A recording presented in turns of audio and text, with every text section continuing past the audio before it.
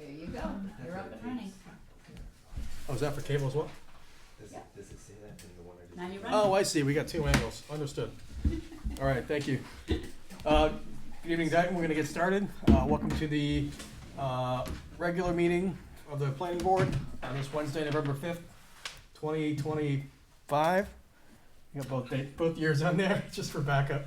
What did I do? Oh, That's okay. Please join me for the Pledge of Allegiance. Here we go. Pledge allegiance to the flag of the United States of America and to the republic for which it stands, one nation, under God, indivisible, with liberty and justice for all. Thank you. All right, so want to confirm the next meeting will be here in this room at Wednesday, November 19th, 7 p.m., same time. And by way of reminder, this is a public meeting being video and audio recorded for cable broadcast. First item on the agenda is to review, act, or discuss KJ Realty Trust, 1280 Pine Street, map 12, lot 10, and 1211 Center Street, map 12, lot 39-2, Form A application. You're up. Good evening. Yeah, there's no real right good. there, that corner area is Yeah. good. You need like a podium or something here, I think. I'm working on it. Okay. Hi, good evening. John Zadig, the applicants of this matter, NICAM Investments LLC and KJ Realty Trust. This is a Form A plan for a lot on Pine Street. I can give you a little bit of the history of it if you'd like. 1280 Pine Street was owned by a woman named last name Shelley.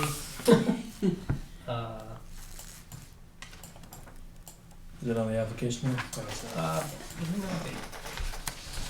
Okay, the plan now, didn't know it had a history of transfer.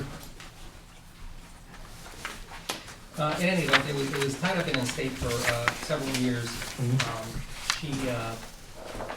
She was unmarried, had no children, had a complicated will that she wrote 30 years previously, and left it to a number of cousins in a complicated plan.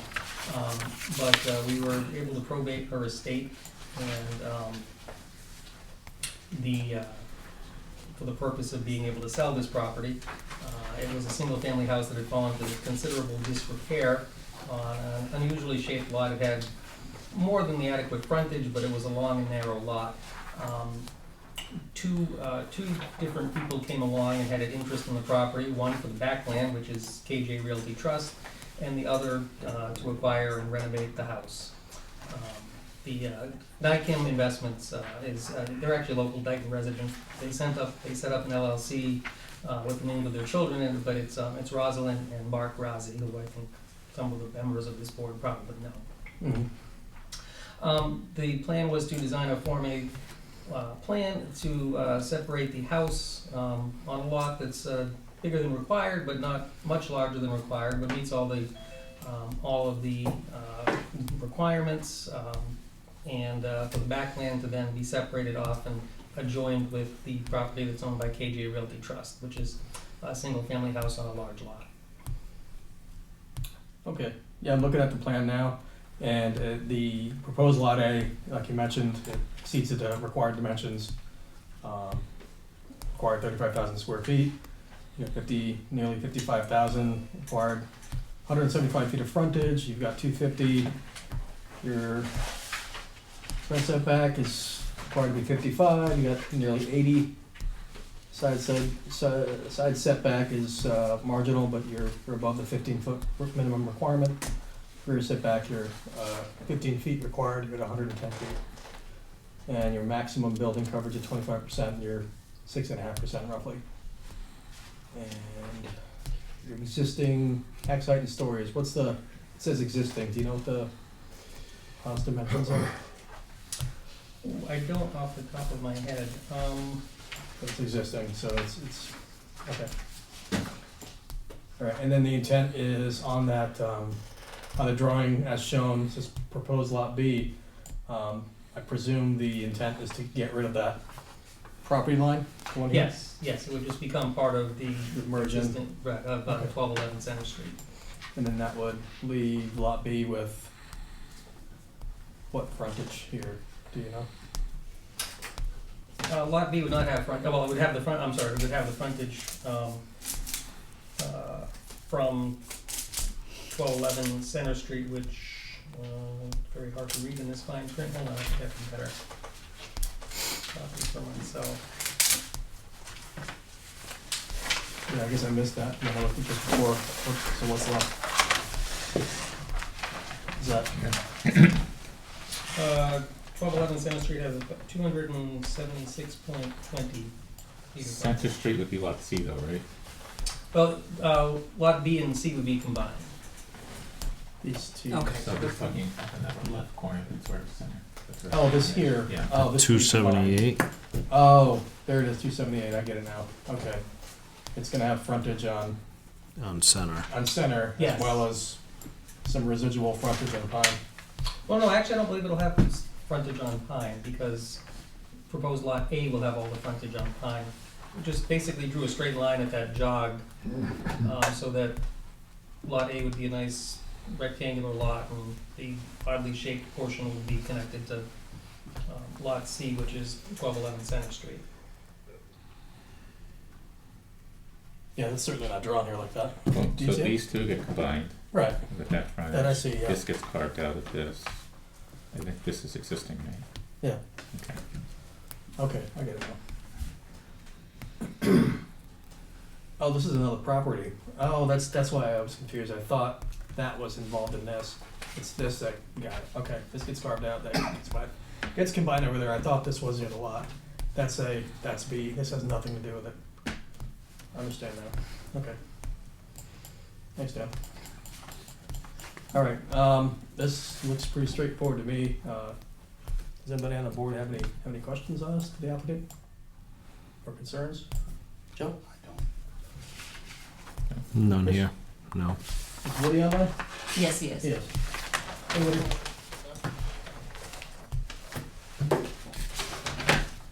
Hey, Woody, do you have any questions for the applicant? I'm sorry, we can't hear you very well. Oh, there. Can you hear me now? Yes, we can hear you now, yep. Everything's fine, thank you. Okay, thanks. Yeah, we're gonna bump up the volume. Yeah, it's very low. We're gonna see if we can bump up the volume, everybody. Okay, so, yeah, no questions here. It looks pretty cut and dry. But, thank you. And at this time, I'd like to entertain a motion to approve the formal application for KJ Realty Trust, 1280 Pine Street. I'll make that motion. I'll second. Motion made and seconded. Any further discussion? No. Hearing none. By roll call, please. Chris Cunha, aye. Or Dave. Yeah. Dan Pickens, aye. Jeff Cavallo, aye. Joe Figurito, aye. And Robert Woodson, aye. Rob Woods is an aye. All right, we found the volume. Thank you. Got it. Hey, please. Okay, very good. Thank you so much. Thank you. We have to You too. sign the plans here. I'm sorry? Yeah, we're gonna get this part here.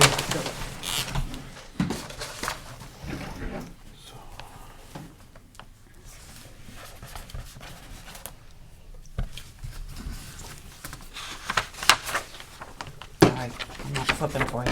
That's okay.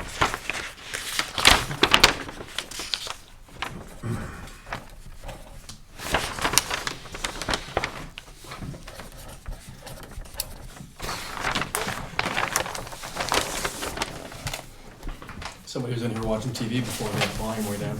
Yeah. You know what I mean? Like they're watching football or something. Why is it all the way down like that? I guess nobody online can yell at you if you turn it way down, right? Yeah, yeah.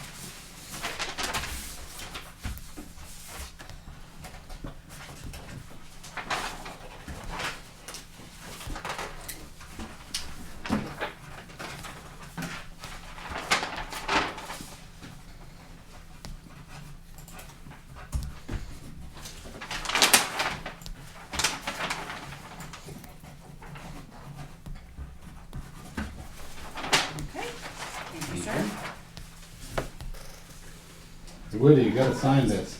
Yeah. It's true. You can just rubber stamp it. Yeah. Okay, Biden. Just so you know, we're all put Okay.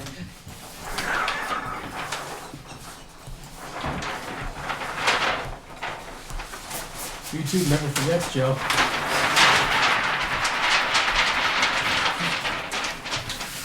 The internet has a long memory.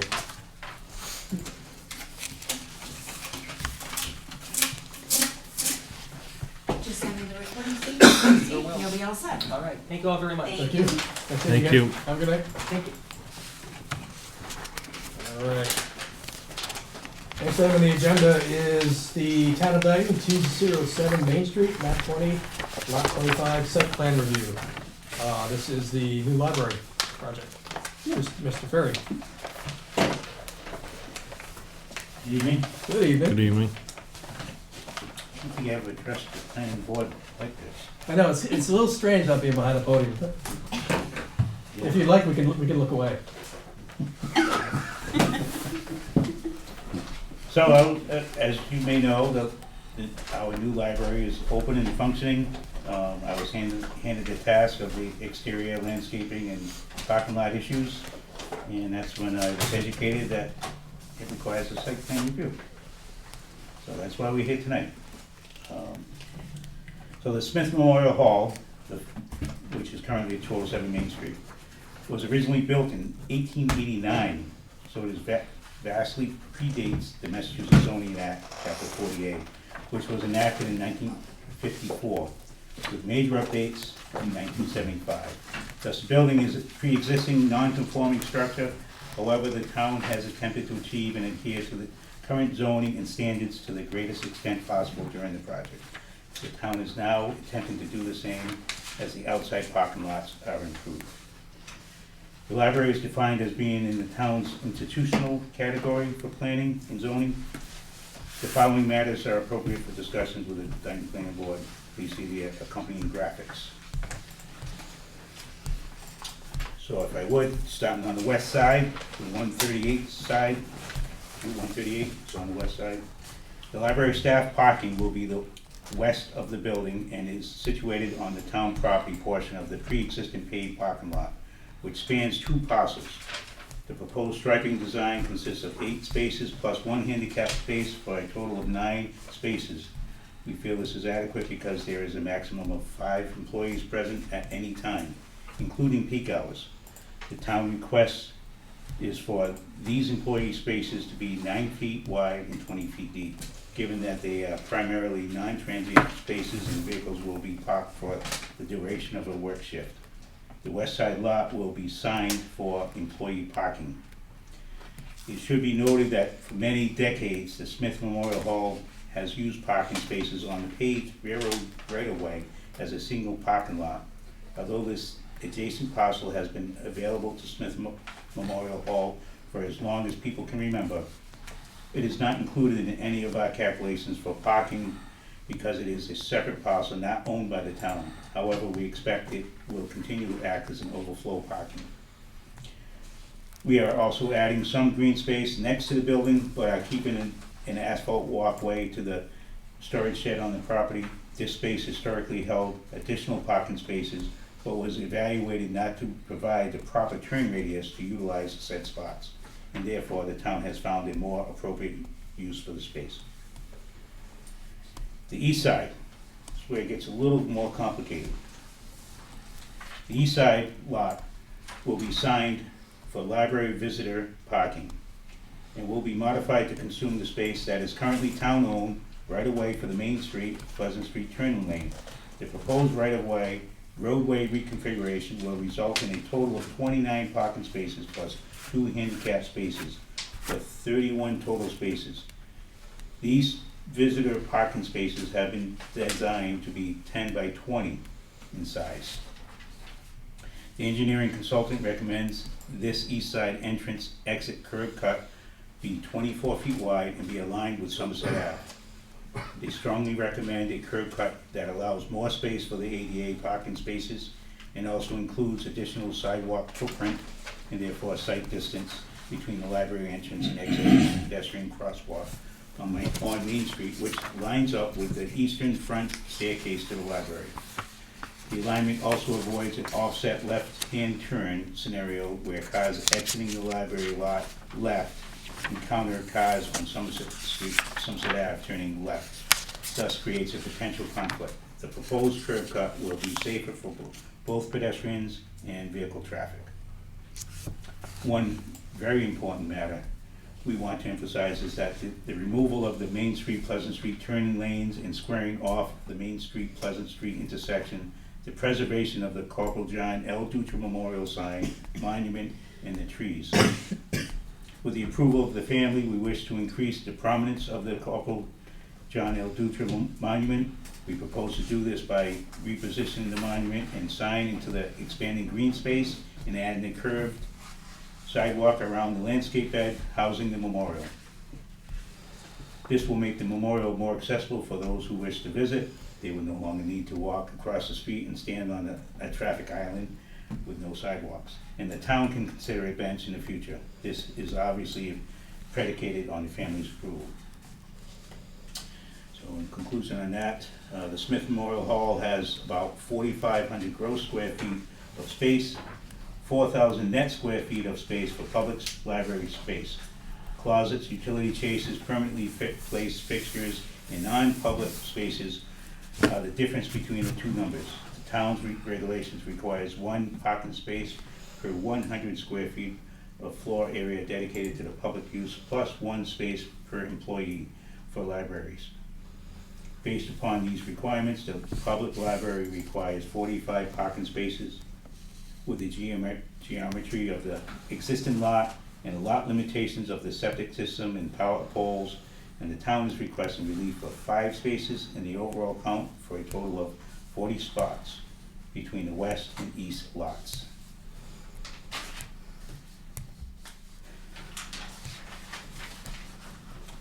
So maybe I should have a little bit more narrative on that graphic page.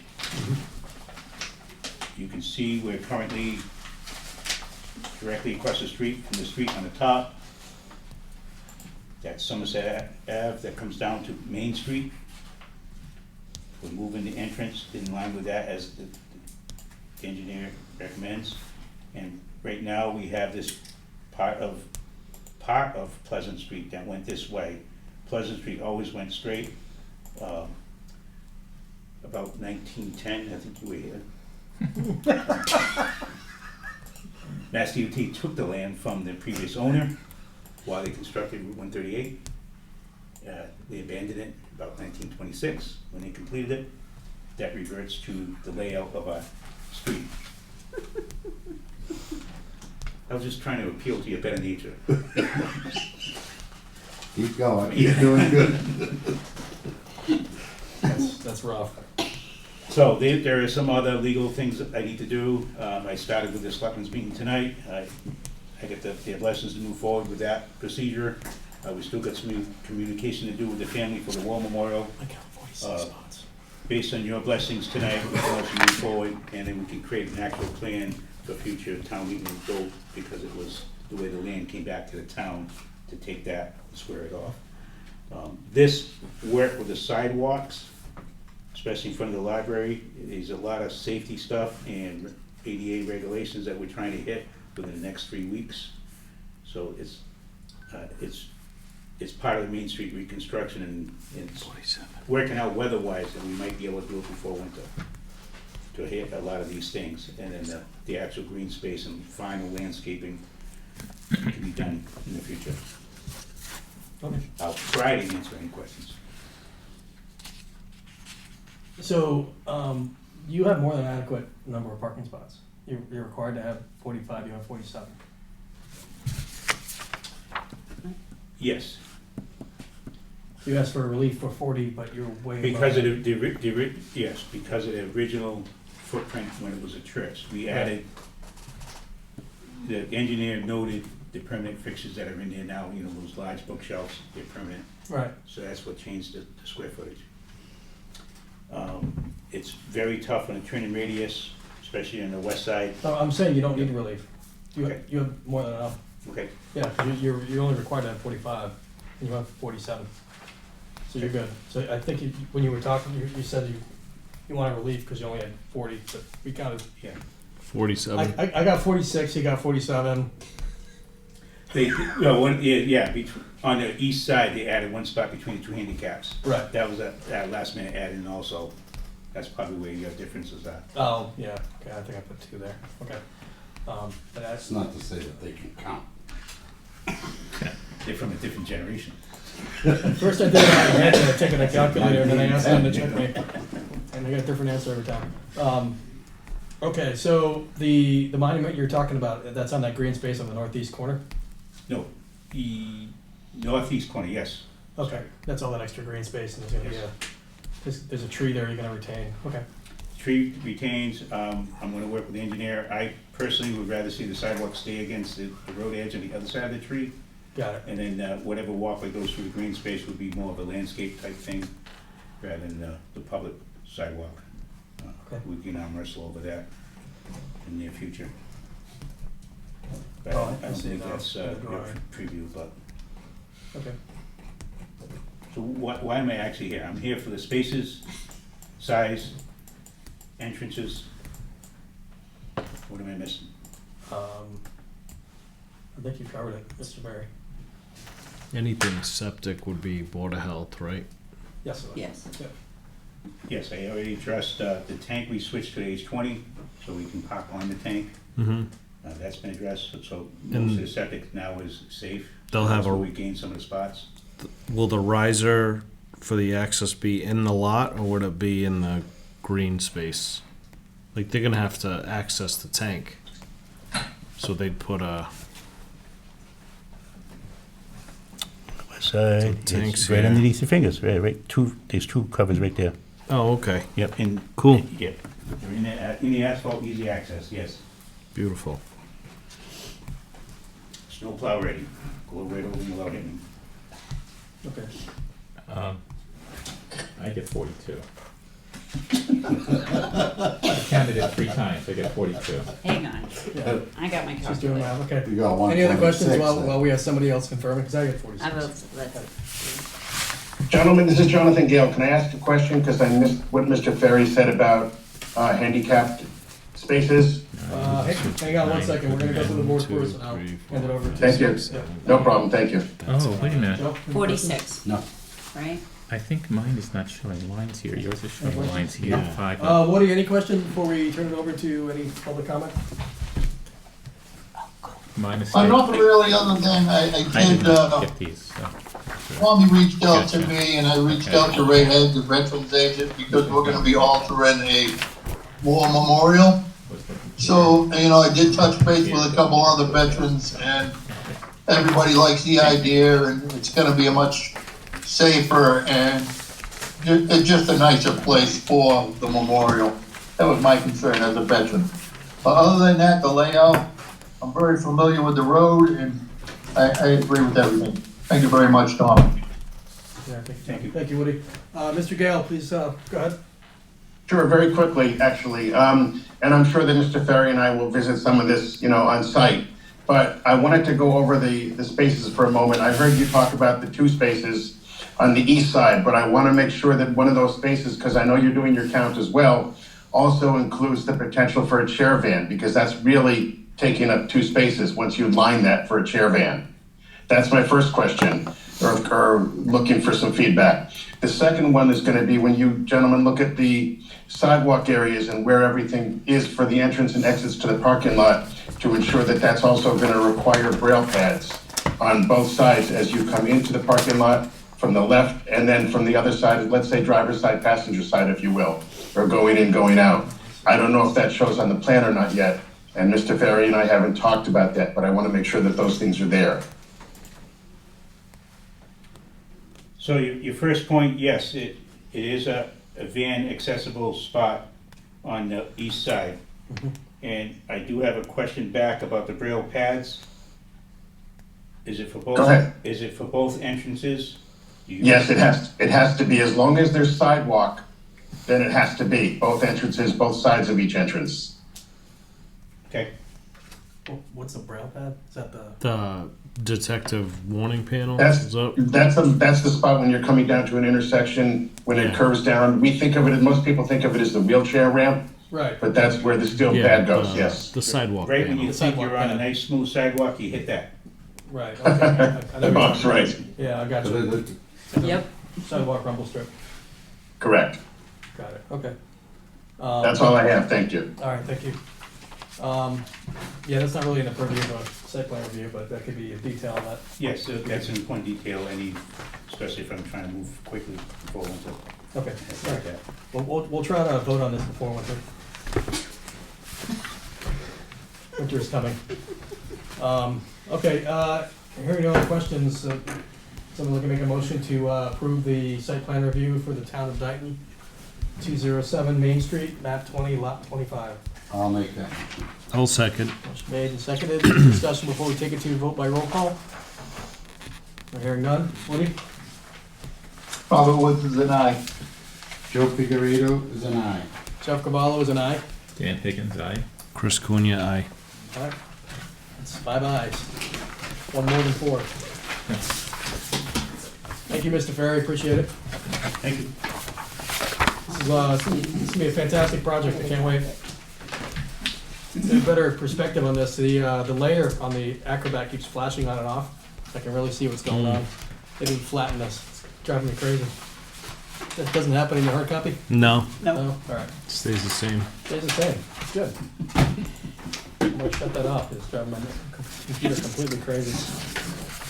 All right, so next item on the agenda is, well, we got the revised development flow chart. There are no updates.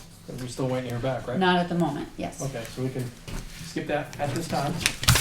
And so, next item is the public hearing for CNN Pizza, 1965 County Street, special permit application and site plan review. So, I'm concerned there's no new information, or is there new information? There is new information, so what I did was I forwarded it all off to the engineer for them to do the next round of review. Okay, And, what about the waiver requests or the That was development submitted. impact study or? yep, those were all submitted as well, so Oh, they were? he was handing them to me in different stages, so I told him I was gonna hold on to everything until I got everything. Okay. And then ship it off to the engineer, which was done today. Okay, so. Because of that, I told him he should request an extension, Continue. continuation. Okay, So, if you want me to read his email, I can. yes, ma'am. Okay. Perlo Siphon, sent an email on Wednesday, November 5th, 2025. Please find the attached septic drawings, design drawings existing, which we got from the Board of Health, and the updated render. Also, I'm requesting a continuation, continuation for our project. Please let me know if you have any questions. Okay, so are we thinking next meeting or the one after? He was thinking the next meeting, but I'm wondering if that's gonna be long enough, cause you get the 2 weeks for our engineer. And then he would have to respond if we think there's gonna be a lot of response. You're the applicant, right? No. Oh, you're not the applicant, I'm No, sorry. no, He's he's not not here here tonight, no. Okay, He's I thought not you were, here my tonight. bad. So my thought was, if you don't think there's gonna be a lot of revisions, we could probably put it on the next. We can, I won't, I'm clearly not planning That's to be right, here. you're not gonna be here, Um, so if you wanna push that's it to the December, We can try for the 19th. Dan's on the hook. okay. Okay, somebody make a motion to continue the public hearing for, the special permit application and site plan review for 1965 County Street to November 19th. I'll make that motion. Second. Second, motion made and seconded, by roll call. Woody? Robert, Woods, aye. Joe Figurito, aye. Jeff Cavallo is an aye. Dan Higgins, aye. Chris Cunha, aye. Okay, November 19th it is. Excellent. All right, next item on the agenda is the public hearing for Bell Farm Estates, LLC, Wilmette Street, and Zero Council Oak Way. I think we have to vote to open, or is it vote to? Open. Vote to open. Somebody make a motion to open that public hearing. I'll make that one. I'll second. All in favor, by roll call? Robert Woods, aye. Joseph Figurito, aye. Jeff Cavallo, aye. Dan Higgins, aye. Chris Cunha, aye. Aye. All right, now we're ready. Good evening, Sir. David Kelly with CEC, here with Carl Bello, the applicant with Bell Farm Estates LLC. Just a little background, I think it's been a little while since we've been physically in front of you. When we were before you earlier in the summer, we had finished off the technical review with Weston Sampson, and there was an item regarding a letter from the town of Somerset Water Department. We'd worked with them diligently all summer long and into the fall. We provided them some additional calculations and information that they had requested. We thought we had addressed everything, and about a month ago, they had sent an email as their quote final comment to everybody. We provided response to that comment email back on October 30th, providing some technical data and citing some regulations and to provide responses to those outstanding comments. We then received an email from the chair stating that he believed that the response prepared by CEC and the applicant to the town of Somerset addressed those concerns, and that everything seemed to be on the up and up as far as addressing that outstanding item from the board to provide a letter from the town of Somerset. This morning, we received a brief comment letter from Vice Chair Daniel Higgins with some comments that he had kind of in response to our response that we had submitted a week Back and ago. forth. Yeah, so what we can do is, and if it's okay with you, we'd like to go back and forth. I want to address those, because Dan was the most prepared. So, do you want to talk to those? Do you have responses to his responses, to your responses? In the short time we had to prepare, we have, I think these are more comments than questions, really, but. correct, they're mostly more procedure questions Right, than okay. anything, Yeah. so So we if I can, could just sit while we're talking. that'd be awesome. absolutely, yeah, so if you wanna, wouldn't mind Dan, taking the lead on that, please? Yeah, no, the first one, and I did consult with our peer review that did the study for us from Weston and Stanson before I sent those comments to you, and he was in agreement with them. He couldn't join us tonight, although he just said he'd be available at a future meeting if we needed him. But the first one was just regarding the land credit. There was a comment that Somerset made an error in not including your 41-acre parcel, 42-acre parcel as part of that calculation. My understanding from the DEP is that's correct, they should not. It's only, unless you're gonna go for like a facility aggregation, which requires Board of Health and state approval, you're only gonna allow the property that the facility is on, so namely this Somerset town property would be part of the calculation. You would not get credit for your additional acreage of your own property.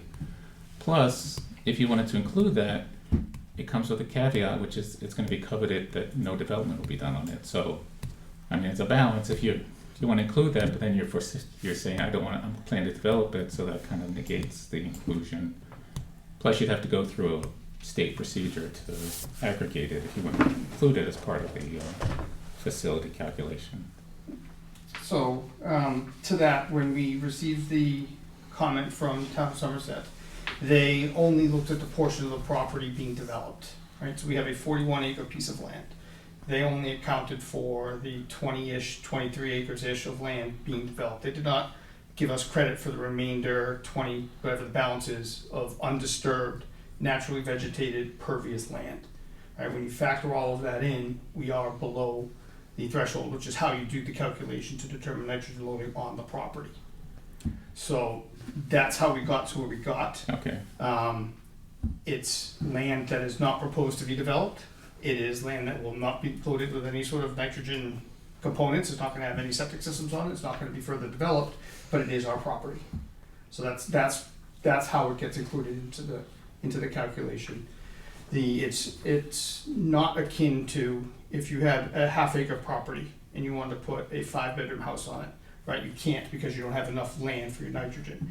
If you wanted to have, credit land, you'd have to purchase land somewhere else within that same wellhead area, within that same, stormwater hydrological flow, the same aquifer that you would then control call it credit land, and then ensure that it's not developed. The back portions of this subdivision, which aren't proposed to be developed, are the portions of land that we're using for our calculations. It's not credit land outside somewhere else we're bringing in to make the math work. It's our property. So that's how we got to where we got with our numbers. So I'm not an engineer. I know that our engineer, Weston Sampson, agreed that it was done correctly. Somerset did it that way. You're arguing against it. So I'm not sure where that's in.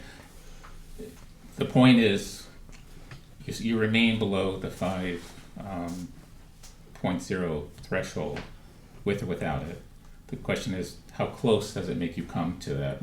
You know, is it much lesser? Is it closer to it?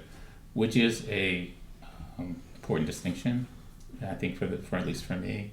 But I would have to like pull in another engineer, you know, Weston and Sampson again, or somebody to actually make a. I'm gonna state my opinion on that. And my opinion is, if the speed limit is 65 miles an hour, and you want to be upset with me because I'm going 62 miles an hour, then you should have made the speed limit 60 miles an hour.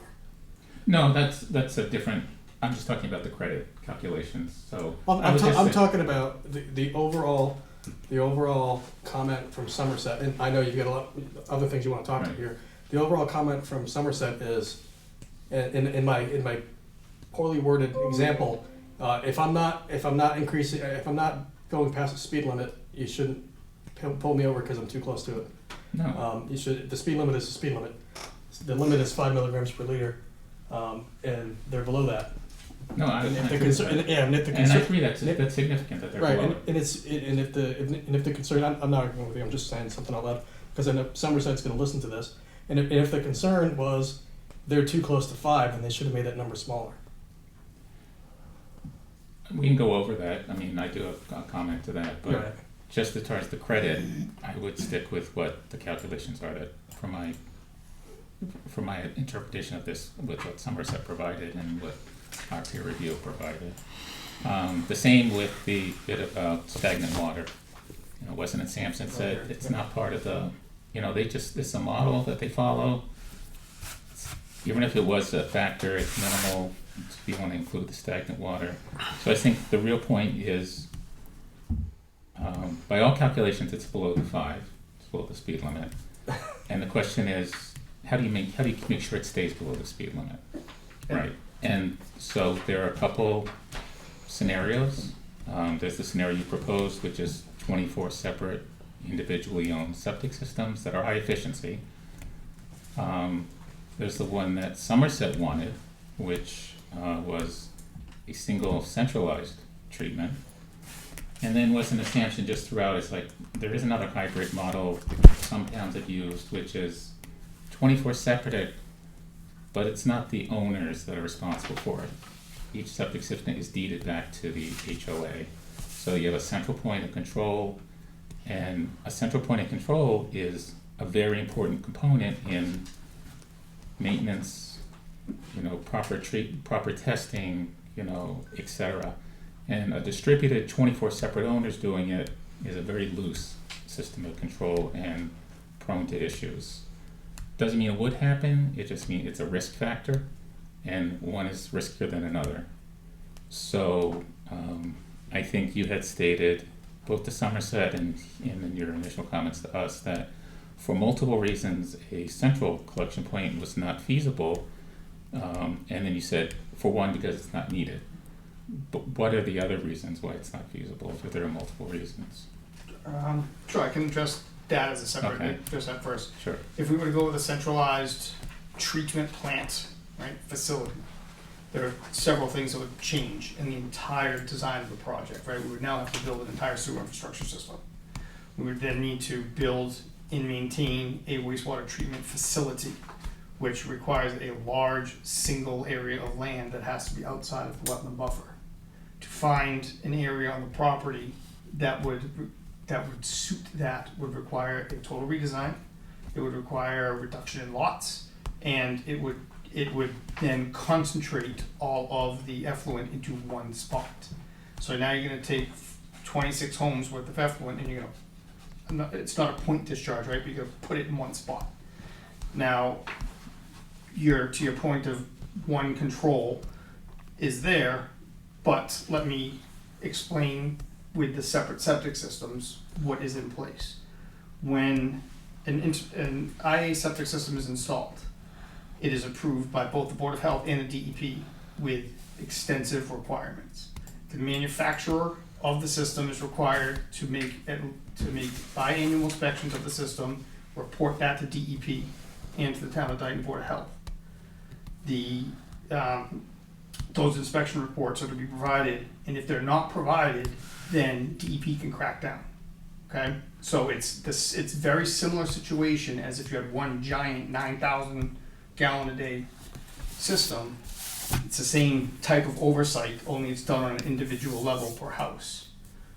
If we go with the individual septic design, and let's just say it takes 10 years to build 26 houses, then those septic systems are built and installed as the project develops. If we were to go with the one water treatment plant system, that would have to be built up front. The cost to maintain that then gets burdened on the 2 or 3 homeowners who live in the development until the whole thing gets built out, and then eventually the cost for that comes down as more homeowners come online.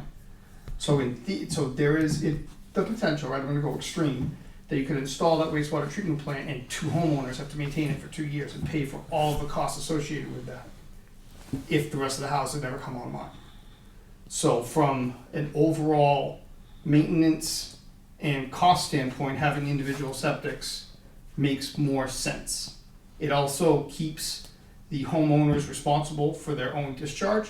If we all are tied into the one wastewater treatment plant and I dump 1,000 gallons of grease down my septic system, down my toilet every single day, and that messes up the giant wastewater treatment plant, well, now everyone's impacted by having to repair that giant wastewater treatment plant, as opposed to my system going into failure, my system getting fixed and replaced, and all of you still get to remain online and all your systems still function properly. It's much easier to grab the small locations and make those repairs versus one giant system. We do have several developments in town that have done centralized collection systems, and that was their design from the get-go, and they preferred it. So I don't know that it's, I can understand what you're talking about, like the initial homeowners that buy in and their cost, but. I mean, there's a difference between a shared leach field and this type of project. You talk about like the community leach fields, like in some developments in town? Yes. This is very different. Yeah. This is much more Yeah, spread out. This is in the development behind me on Sunny's, for example. Each one of the houses has their own septic tank, and it's a gravity-fed system that then meets over to a community leach field. I think that's what you're talking about. That's what other subdivisions have done. That's what I've seen. Yes. This is a centralized treatment. This is treatment. This is Okay. like a privately owned water treatment plant. That's what you're talking about. Substantial facility. I mean, and added to that, I mean, like, without I think talking that's about what you're talking about. engineering details, I know that the last part of that is the concerning cost and things like that. The 2,400 seemed a bit way off. I've gotten multiple quotes by service companies that, their standard cost, 2 inspections a year with the reports to Board of Health and DEP would be less than $600, 5 and change. And if the requirement on this specific subdivision also had to include labs of nitrogen testing, that would only be an additional $395 a year. So $900 for the year, it's $100 a month, and that would keep everything under the responsibility of each homeowner, which seems pretty reasonable. Yeah, once it goes, these septic systems go into, the designs go through the Board of Health and DEP project process. That's when all these belts and suspenders that you had mentioned and talked about to make sure that these systems are maintained, are inspected, are, regulated to make sure that they're functioning properly. That's all covered in their approvals, and that's generally the process on how these IA systems work. Okay, I mean, I've gotten different numbers particularly from Weston and Sampson on those average maintenance costs for high-end systems like this. Doesn't mean it's not, you know, that's the homeowner's responsibility. They buy into it, they have a high-end system, it's gonna cost them this much. I do have a preference for, whether it be for bonding or for control, that the HMO have a responsibility. Sorry, HOA have a responsibility, as opposed to 24 different people. Which is why, like, a step down from a central collection would be, you know, the HOA owns and has deeded rights and owns and is responsible for the maintenance of these systems, even though they're on 27 pieces of property. You know, it's an HOA responsibility. But I don't think on a planning board, we can enforce how they structure their HOA. We have to agree to We the HOA. can have conditions. Yes. We can have conditions on Yeah, yeah, okay. how and we have to sign off on the HOA itself later on. Mm. So I think we do have that purview. We could do something like this. That's personally, I feel better if this was more centralized in terms of oversight, control, reporting back to us.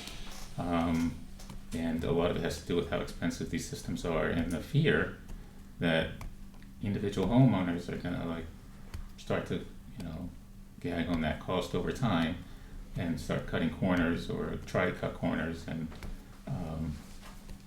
you know, things like having a third party come in and the bond. I don't know how we would structure a bond that would cover the town 24 times as opposed to once dealing with the HOA.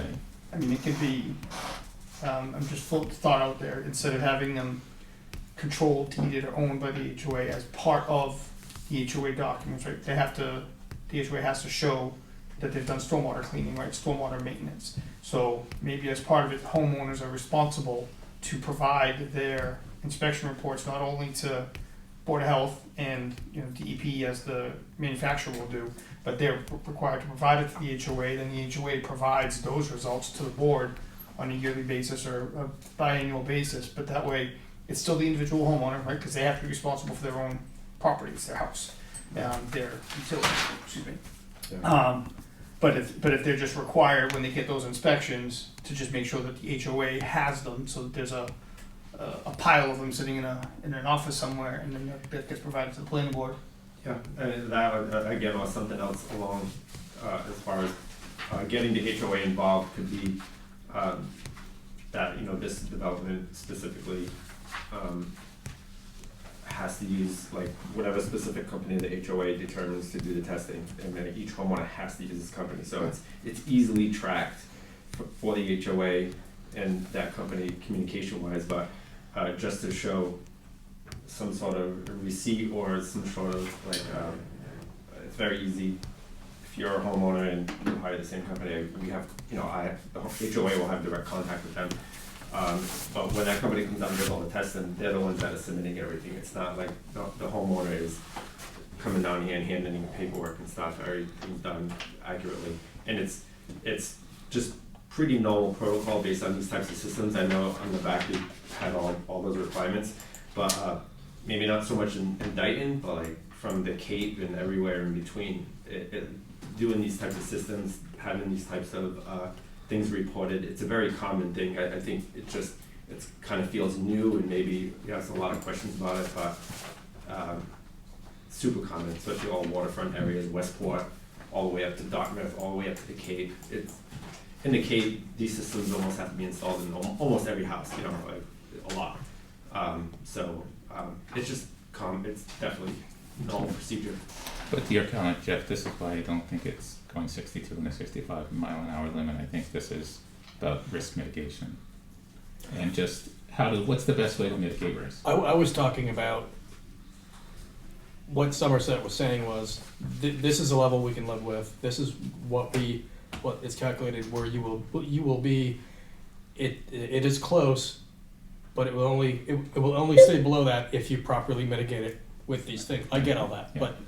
but their concern was, their statements were it's not in the best interest in Somerset, and I think they were really basing that on how close it was to the threshold. Right. But they did say, here it is right here, I mean, it's not in the best interest of the town of Somerset. But the problem is, they also say, however, if Bell Farm Estates is approved by the town, by the Dayton Planning Board, do these things. Right, so, However, is a big, it's a big loophole. and I agree with the however statement, I agree with the loophole. Yep. I think it's Not a loophole, doable. loophole's the wrong Well, word, okay. but you know what I mean. I agree with it. It's a qualifier. I think this is doable. Right. I just wanna do it in the way that, gives us the best risk management. Mm-hmm. If I And there are could, different options. yeah, just to jump in one last thing, if we could talk about the close to 5, right, when we talk with Somerset, we provide calculations assuming standard septic systems, right, the nitrogen loading based on a standard septic system, and we still came in under 5. And they made the comment, well, you didn't show that you were using an IA system, even though we noted that we were. We changed that, right, so that we made the number more true, and that dropped the dosing all the way down to 3. So even if these systems go into failure, which they're not, because we're gonna have belt suspenders and, 2 pairs of suspenders, it still would be below the threshold. So we're very confident in the design and the fact that this should not impact anything, right, as far as meeting the thresholds of DEP. They're set forth requirements, and with the HOA gear requirements that will be set, and with the Board of Health and DEP requirements that are part of the septic systems by themselves, aside from this whole subdivision process, the things should function properly. Even the maintenance is kind of, it's not technical maintenance, just needs a little bit of attention, I think my only concern is not the initial homeowner, it's the resale. How does that get policed in a way that, I really don't know if It's we're really HOAs, really. Well, yeah. Is it no, really- Yeah, it's actually, the only way, but how is only it going to instrument. be worded in ways that we can rest assured that as properties get sold, that has to be written and recorded Yep, so accordingly every time, and that's a big to do as far as I'm concerned. So to address that, and that actually does come up before in past projects, most of the time, these IA systems get mentioned in the deed. So when you purchase the home from Jeff, it'll be in your deed that there's an IA system on your property. These are the maintenance requirements, not only obviously your deed will reference the HOA, which will then also reference it, right, so it's kind of circular, but it's generally specified in your deed, or a recorded document is recorded when an IA system is approved for a certain property. So that concern that you just raised is generally covered. Sometimes, without knowing the exact details too. If it's done correctly. if it's done Yes. correctly, that's my whole point, is it gonna be done correctly, and are we going to be part of that correction? I think it's gotta be done by. Well, if we vote on this, it'll have to be in the decision, and the decision will be recorded, and the intent would be that would be the paper trail. That's our instrument to Yeah. enforce. Okay, And- that's the biggest. I don't know the exact consequences, but I know that if they do fail to do the maintenance and things in the system, DEP gets involved, which they can have fines, they can get fines, and the fines can also lead up to them being forced to not being able to use the system.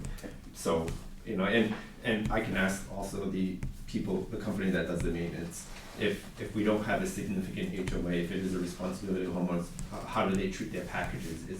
Do they expect to be paid $1,000 one lump sum, or can it be more like a service thing, $100 a month or $89 a month, which adds up to the yearly cost? Like, I don't know how their maintenance works or what makes it easier for, but in that sense, so like there's probably a few different avenues that we could make it a little bit easier for them to withstand if the 1,000 a year seems a bit much as a responsibility. Each month might be a little bit smoother or something. Now, say that we have a fail on one of the systems. Is the process of rebuilding another system the same as a standard thing, or because Yeah. of the spread out. I think the technical process is actually the tank and the mechanics inside the tank and the filters it has in it before going to the leaching field. So if anything malfunctions or fails beyond the 5 MGL, it could probably be repaired within the tank itself, not totally ripped out and stuff. It's not a leaching field that has to be torn out and re-put in. It would probably be the filtering mechanism or the processing that happens within the tank. So I think at a failure, parts can be replaced, things can be adjusted, the whole tank wouldn't have to be ripped out of the ground and stuff. So you wouldn't have to. No. Yeah, No. so if Yeah. let's just say on the summer inspection, the inspector goes out there and he does his sample and he looks at it and the water's not up to snuff. First thing he'll do is he'll check the filters, he'll check the the scrubbers and the other components of the treatment facility, right? That's part of the septic tank. They'll take those out, clean them, inspect them, put in new ones, whatnot, and then that gets the system back up and running to where it's supposed to be. The leach field is just the discharge of the water. All the treatment is done upstream in the Advantech system or the Orenco system, whichever one we decide to use. Yeah. I mean, when they're installed, we would love to, if you wanted to see them. I mean, they're very fascinating how they work. They're Yeah. I would love that. Yeah, which commonly you're thinking of like a conventional septic system. If a conventional septic system fails, that 90% means the field has failed because the tank doesn't really do anything. Exactly. So now it's rip out the whole field. You need another. If there's a filtering problem with these types of systems, it usually can be addressed within the tank itself. So how many perks do you have to do per lot? So we would have to do 2 perks, 4 deep holes per lot. State recommends or requires 4. Well, minimum. If we were to figure the trenches, which would, right, then you can get away with 2 sometimes, but it's 4 and 4. So, and if we don't, I don't know if you're familiar with the term figuring the trenches. If you do a leach trench system, you can put the primary and then alternate the reserve, primary, reserve. So if the primary leach trenches fail, you can put the reserves Those in are between. leaching fields. Correct. Leach trenches. You're saying different. That it's not the. No, you're asking about the perks and the deep holes, and I was just Right, explaining how we get to the number of perks and deep holes that we would have to do. Because you want to get into the leaching area, that's the purpose of the perk. That's where the leaching field is going to be placed on. Correct, and that determines You're the saying size. that it's going to be in the tanks and then the filter. They still have a leach field, Yeah. but it serves a different purpose in this type of system. So in a conventional septic system, everything goes into the septic tank. You have your baffles and your divider. Right. Oils float, solids float, and then everything comes out through the baffle, goes into the leach field, and then the leach field has some microbiomes in there that do some of the treatment, the cleaning, and water discharges into the ground. That's conventional. And it's conventional. With the Advantex and the IA systems, not only is it just the separation of solids and liquids, but there's actual processing, physical processing done within those chambers to help break down the bacteria and the other pollutants in the effluent, so when it goes into the leach field, the water leaching out is a lot cleaner than a conventional system. But it still requires the leach field to be sized just like a Title V system, standard system, same groundwater separation, same area. It's just cleaner effluent coming out of it. Does that make sense? That it does make sense. Okay. I'm putting one in right now, and it's not. A conventional. It's very similar to that. Well, in this case, like we talked about, the MGL, these systems are going to be creating, calculated to a 3 on the lot. I'm not sure if you're aware about like the standard of quality. There's usually no concern up to like a 10 MGL per Massachusetts standard. So, it's a pretty significant difference between what comes out of the well versus what's coming out of the leaching field on the property.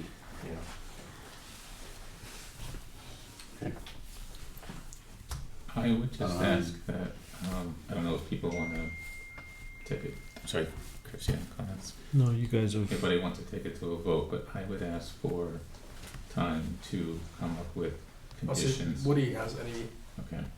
questions. Woody, do you have any questions or comments for the applicant? None, thank you very much. Okay. I would ask for time to come up with because this is not standard, to come up with the proper conditions that would be associated with any vote that we take.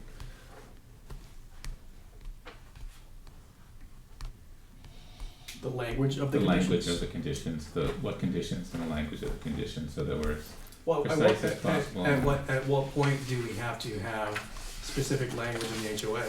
Pre-construction, right? I'm sorry, At what point in the project timeline? This is pre-construction meeting. Is that before HOA the timeframe? pre-construction, so Before what the happens pre-construction is, if and when this gets approved, the board signs it, goes through the appeal period, then the applicant records it at the registry. Mhm. Then the applicant has 6 months to come up with the HOA covenants and some other things, and then the plans get recorded with that. So basically, they have 6 months to work on it, because if they don't, and they don't get the plans recorded, then they have to start all over again. Mhm. It's deemed as incomplete and they have to start over. So the applicant will be required to come up with the HOA that would be suffice for all parties. And then that would be recorded at the same time when he gets the plans. At what point does this board get a chop on the HOA? He has to draft it, council will have to draft it, and Mhm. then, they would give it to us, our council, and the board would review it, and then if Yeah. council So the approves it. specific language in the HOA is something we Yes. can sort. Definitely, but I We would could just like, definitely have conditions that the HOA, because, this was from Somerset, right? Yeah, And so, they had the most, the most restrictive conditions where they said, planned subdivision impact, hang on, let me get through this. Long-term maintenance of the stormwater system will be responsible of a homeowners HOA, homeowners association. That's something you recommended. Specifics of the HOA will be prepared and approved by the town of Dayton. Rest. It's critical that the proposed HOAs, which I don't agree with, is required to fund and perform long-term maintenance required for the stormwater system. Reporting and enforcement mechanisms should be built into the HOA to enforce maintenance concerns. So I think, having conditions, where the HOA needs to have reporting and enforcement mechanism makes sense. As far as very specific language about what's in the HOA, I think that's something that's a work in progress, and I don't know that it necessarily needs to be in our decision. But the condition to have enforcement and a mechanism in the HOA, that's definitely a condition. And then we can also have, we'll have an opportunity to review the HOA anyway. Right, so, I still would be for, I would still be, preferably to have a continuance to allow us this board time to come up with what conditions they would like to include, when this goes to a vote. And so I'm not really prepared to vote on this evening without that. I already have an HOA, it's just understanding, especially like today's probably the biggest meeting and we're going over specific details that I would have to, include and stuff. And I'm sure once, between myself, my engineer, and other legal advice and stuff like that, I'm sure we can come up with something that would definitely satisfy the board. And if the first one we present isn't perfect, it should be close. I know exactly I know what the concern is, and again, if that's a concern to you, and I live in the town, it's a concern to me. I think it's something that can be easily worked out. You're saying proposed conditions, or you're saying an HOA? The HOA. Oh, Yeah, I see. We're gonna have an Okay. HOA, Okay. the HOA maintenance, with yeah. proposed conditions. Yeah, and the HOA, Well, the conditions would be on an approval the decision. decision. And we would have the chance to have Weston and Simpson review that decision, plus Not- the not attorney. Not the decision, the attorney would review the decision. The attorney, And this is part of why I would like some time to think about conditions of approval of the project, not just say, yeah, we'll deal with it all when we come to the HOA. Just like time to the next meeting, that's why I'm asking for this board to think about continuing it. I think So the two concern, or the one concern you mentioned about the, like the maintenance of the Reporting and enforcement. Yeah, the maintenance of the basins and stuff like that. It's common that an HOA has a figure in there for like once a year or once every 2 years. You know, landscape comes in, trims all the high stuff and things like that. Mhm. That's common in an HOA. So that's already included in my figure. So the only, I think, real focus is gonna be, how to maintain consistent, forces upon the homeowners each property to make sure that the maintenance is done on the septics and things like that. I think that's a very simple thing to figure out, yeah. Okay. I think what Mr. Higgins is proposing is fair. And just based on the additional research you did here, I know I got this morning as well. And I didn't look at it until I walked in here, so I didn't get a chance to look at it during the day. So I'd like to entertain a motion to continue this public hearing to the next meeting on November 19th. And between now and then, we're gonna work on our bulleted list so we can be prepared for that next meeting to move forward Make at that that point. motion. So, Yes, sir. so what was the last thing you just said? You need to work on. We want to work on conditions for the decision, Okay. irrespective of what you plan on doing on the HOA. So those are separate things. Okay, I'm sorry. Yeah, for the decision for us. So we got a motion to continue. Is there a second? Second. Motion made and seconded. Any further discussion before we take it to a vote? Hearing none, by roll call. Woody? Robert Woods is an aye. Joseph Figueredo and I. Jeff Cavallo is an aye. Dan Higgins, aye. Chris Cunha, aye. Okay, so we're gonna see you on the 19th, and the intent is between now and then, we're gonna put our heads together and make sure we're better prepared with what conditions we want. Okay. Instead of doing it on our feet, we want to make sure we're doing it properly, but. So at that meeting, once you give the conditions, if we accept them. does Well, it- it's not a matter of accepting, so what's the way the process is gonna work? I'm sorry. No, the public, that's fine, that's a good question, so, we continue this public hearing until then, so at that point, we will open the public hearing once again, and at that point, we can deliberate any further, any other questions we might have at that point, and then we can make a vote on either approving or denying the application, and if we do approve the application, then it's gonna be with conditions. Mhm. And those are the conditions I'm talking about. Okay. And those conditions will be documented in the decision, which will then go to our attorney to run through, to sort, and that starts the whole process, and then at that point, you can continue with the work you were doing on HOA, Okay. and then that same timeline will continue. Thank you. Okay? Thanks for explaining that. Thank you, appreciate all the time tonight. Thank you. Just so you understand, this Nice is job, not a normal thing, so therefore, it's kind of new to us, and we have to cover all bases because the safety of the people. Understood, you're being very thorough and appreciated, you're looking out for the best interest. Thank you. Thanks. Thank you as well. Thank you. Well done, Mr. Higgins. All right, what do we got here? 6. All right, next item on the agenda is the 1209.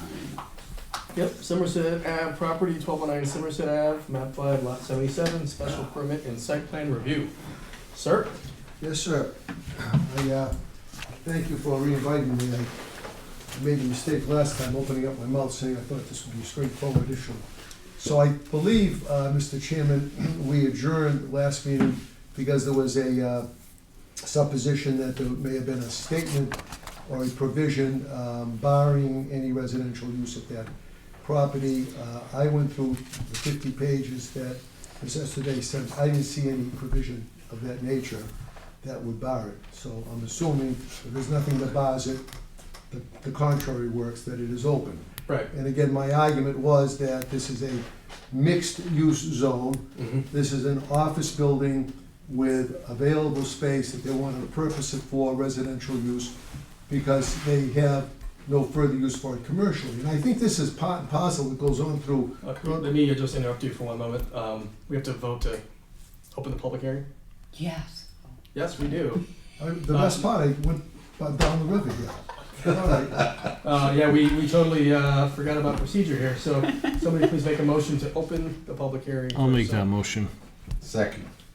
All in favor? Aye. Robert Woods is an aye. Joseph Figurito and I. We'll get it by the end of the meeting. Jeff Carvalho is an aye. Can't Higgins, aye. Chris Cunha, aye. Apologize, sir, please. It's all right.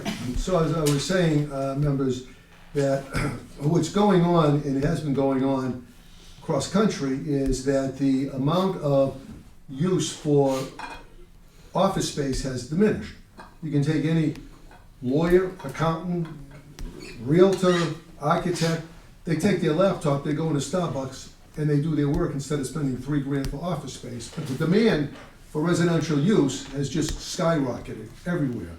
All the conversions are going from office to residential. We're not looking to do that here. We're taking 1/5 of the space to use it for one apartment.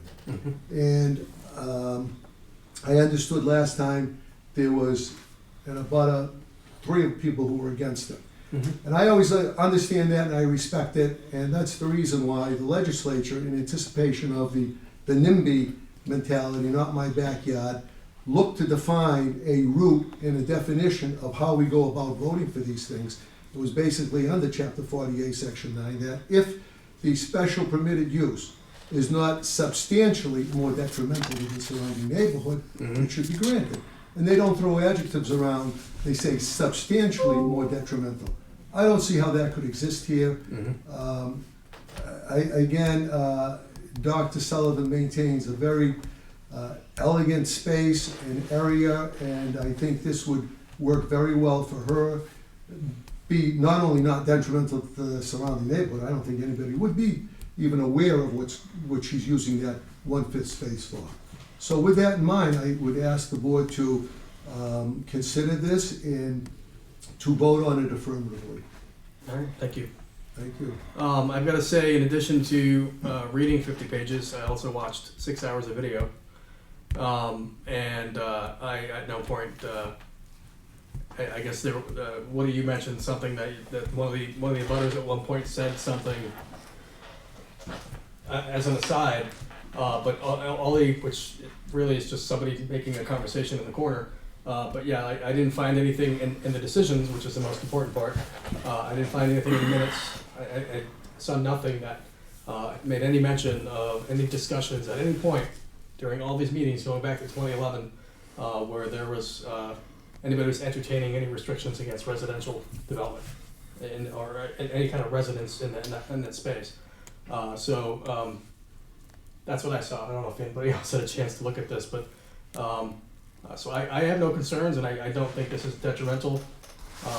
But anybody else on the board have any comments or questions before we take it to, if there's only one member from the public here?